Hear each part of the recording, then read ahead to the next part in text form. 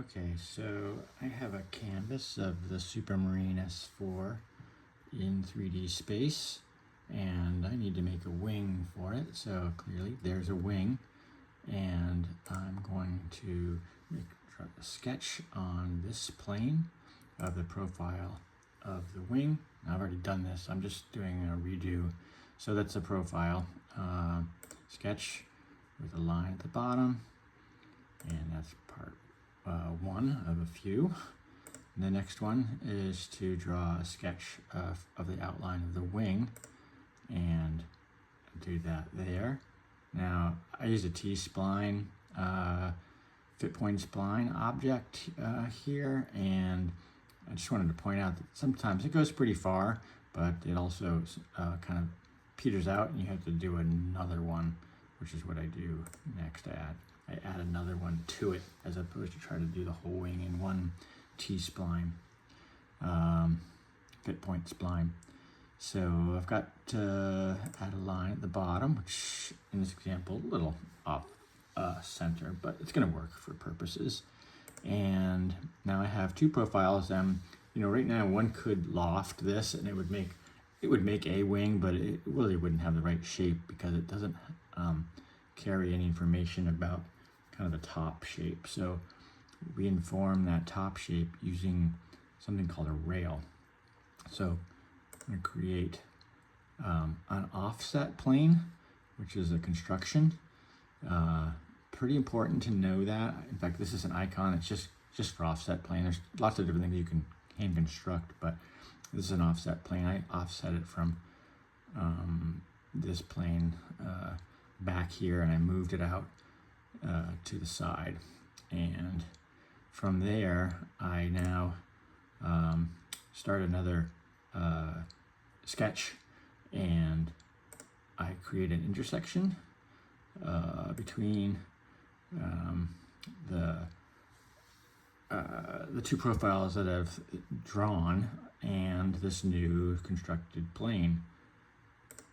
And that's this object here, but that does not show very well because it's hard to see. So maybe I'll go back up and just actually draw it.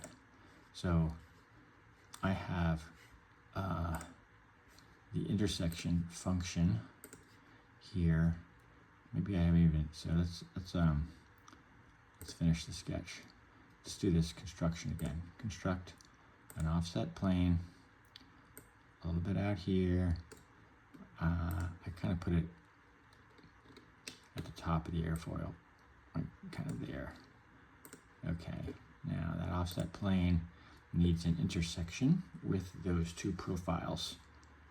So we're going to create another sketch on our new constructed plane, and we're going to go over here to create, and it's kind of hidden is project include, and one of them really is intersect. So I choose intersect, and just go back to home here, and my construction. Sometimes the construction planes like disappear, and you have to make them reappear. So it's back, and I needed creating an intersection, which is this little dialog box that's jumped up here.